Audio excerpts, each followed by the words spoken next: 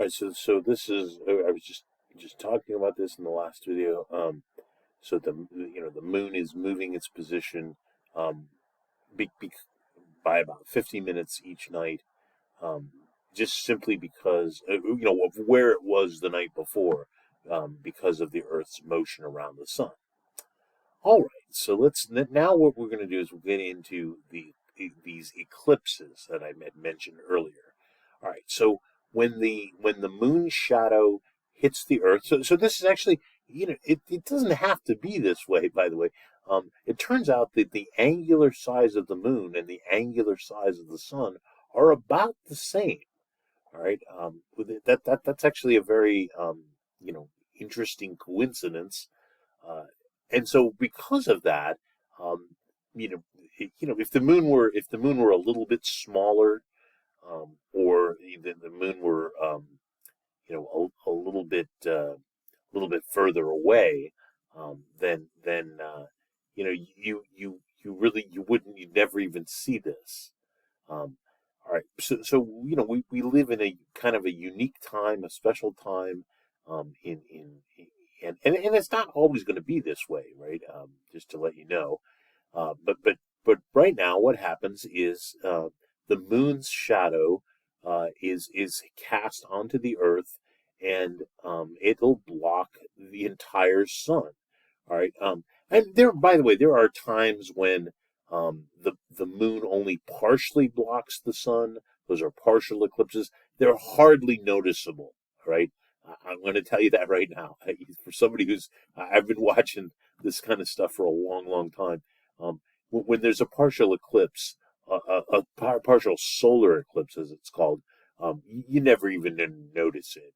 It's so slight because the sun is incredibly bright, and just having a small part of the sun that's still illuminated, basically just washes everything else out. So you're not even gonna. You need special equipment to actually notice like a partial eclipse or what's called an annular eclipse.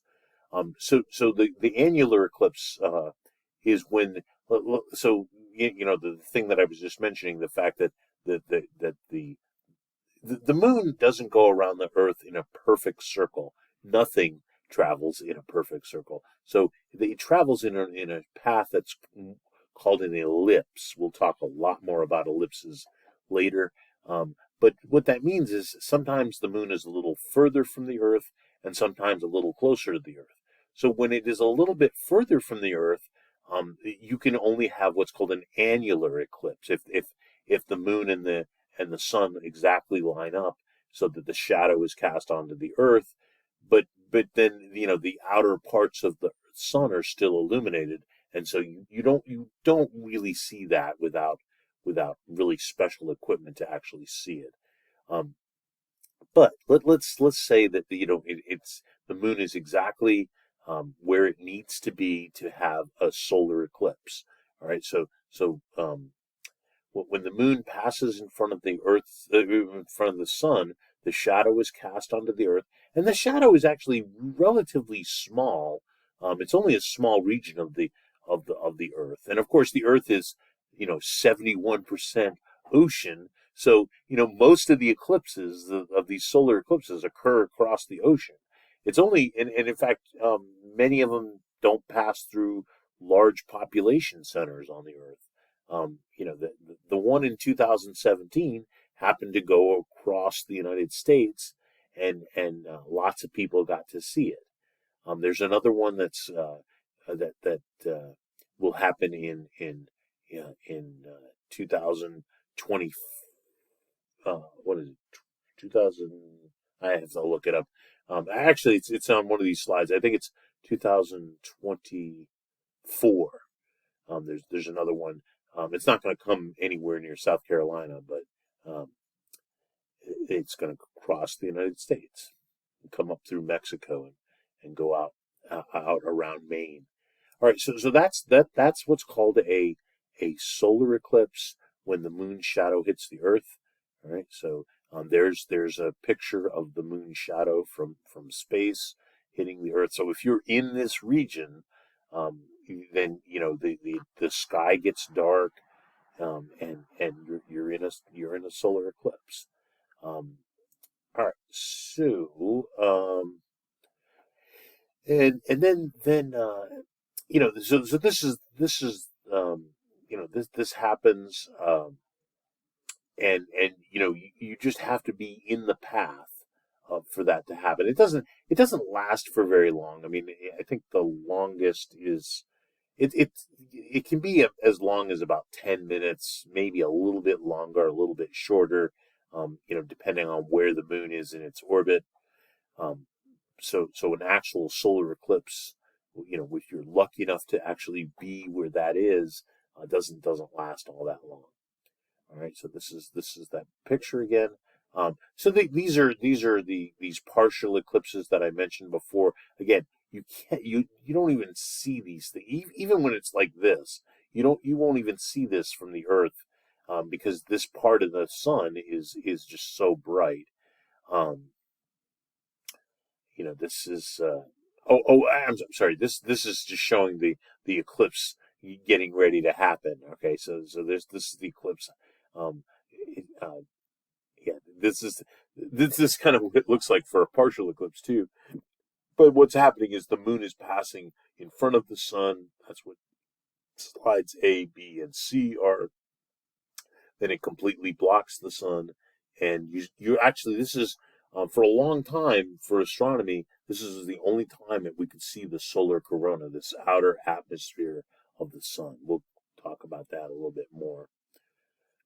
And so the other type of eclipse is called a lunar eclipse, and so that, of course, is when the moon passes through the Earth's shadow. And again, these eclipses don't happen every single month, um, and we'll see why in just a second. But it really has to do with the orbit of the moon around the Earth is tilted. All right, so and the other thing about the lunar eclipse that's really nice is all you have to be is in nighttime, right? So basically half the Earth at a time can see a lunar eclipse, and it takes a long time for a lunar eclipse to occur. It takes many hours for that to occur. Whereas a solar eclipse, it's fleeting. It's only a matter of maybe 10 or 15 minutes for a solar eclipse. Um, all right. So as the Earth passes, I'm sorry, as the moon passes through the Earth's shadow, then you can look out, you can look at the moon, and it gets darker and darker and darker. Um, even when the moon is completely in the Earth's shadow, the moon is still a little reddish. All right, and the reason for that is shown on the next slide.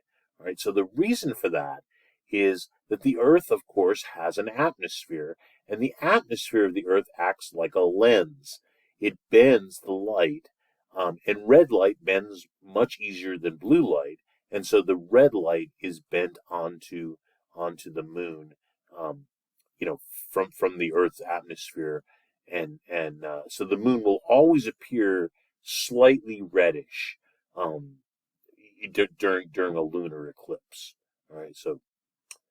All right, so this is, and now this picture is what shows you why there is no eclipse each month, or relatively rare. So what happens is, I mean, look at this picture right here. So the moon is tilted. Actually, hold on. This is a better picture of it. The moon's orbit. So here's the sun. The sun's rays of light coming in.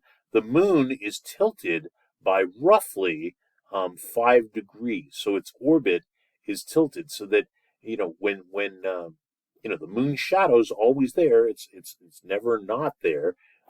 But the moon shadow is just generally cast out into space, and the same thing for the Earth's shadow, right? When it's a full moon. And that's the other thing, of course. A solar eclipse can only occur during the new moon phase, and um, a lunar eclipse can only occur during a full moon, right? Yeah, that's it, right?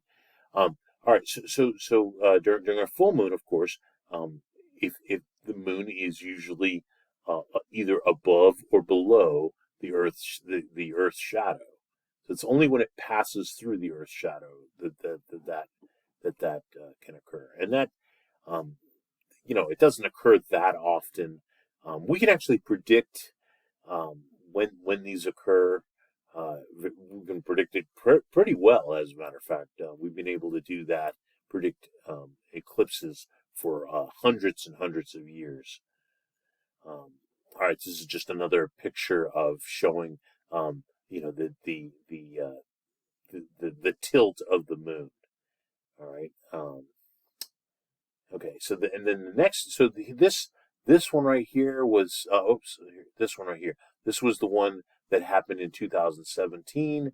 It started in the western United States, crossed a large portion of the United States, and then even, went through South Carolina. And of course, you had to be right on this path. And when this actually occurred, I was living close to Charlotte. My wife and I were living close to Charlotte, and it only would have been a partial eclipse for us. So we actually came down to Greenville, and watched watched the solar eclipse, because it was a total eclipse in Greenville, whereas up in Charlotte it was only a partial eclipse. All right, and so it crossed South Carolina and crossed the upstate and went out somewhere near Charleston. All right, so that was in 2017. Here's this other one that's going to occur in 2024. If you might be watching this in 2024, already occurred.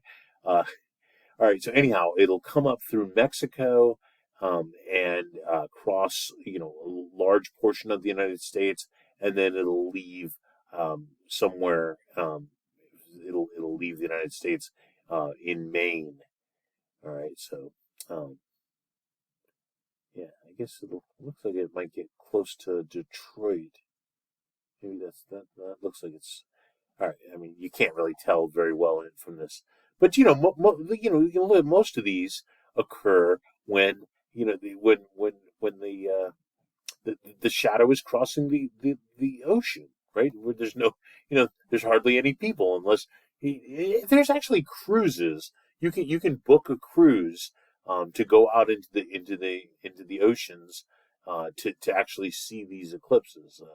Yeah, I mean, it's actually kind of costly, because the cruises don't normally go in those directions, but they'll do that. All right, so that is this is just going through the phases of the moon again. That is chapter 1. Okay, so that is, I think we're at the end. Yes, we're at the end of chapter 1. So make sure that you read the chapter. And answer the questions from the Smart Book, and then you can work on the homework.